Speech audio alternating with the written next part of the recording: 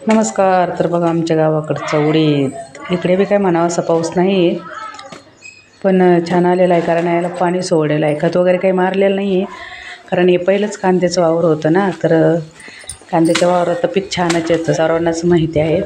तर त्याला काही पाणी वगैरे पाऊस वगैरे नाही इकडे काही जास्त, तर पाणी सोडावं लागलं होतं. तर बघा कसं आलेलं आहे. रोपण वगैरे झालेलं आहे, पण थोडंसं परत गवत झालेलं आहे. तर आम्ही दरवर्षी इकडे उडदाचंच पीक घेतो आणि कांद्याचं घेतो. आता उडीद काढून परत हे असं कुडमुडं गवत आहे, जास्त काही नाही. आता हे परत उडीद काढून कांदा घेणार आहे. ते बघा कसं आहे आमचा उडीद.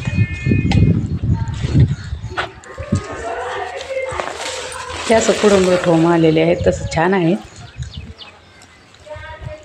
आणि यातच मी कांद्याची पात घेतलेली आहे आणि ती मी करून खाणार आहे. तर कसा वाटला आमचा उडीद नक्की सांगा. आणि इकडं असल्यामुळे जास्त काही व्हिडिओ नाही टाकणार मी आता, कारण इकडे नाही जमत आहे का करायला, पण थोडंफार करावं लागेल, कारण गॅप नाही द्यायचा आहे ना, म्हणून. तर सांगा कसा वाटला व्हिडिओ नक्की.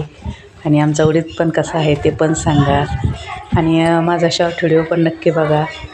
आणि नो टेन्शन काम करा, जे होईल त्याला सामोरे जायची तयारी ठेवा. तर हे बघा आमचा उडीद. चला भेटू परत, बाय.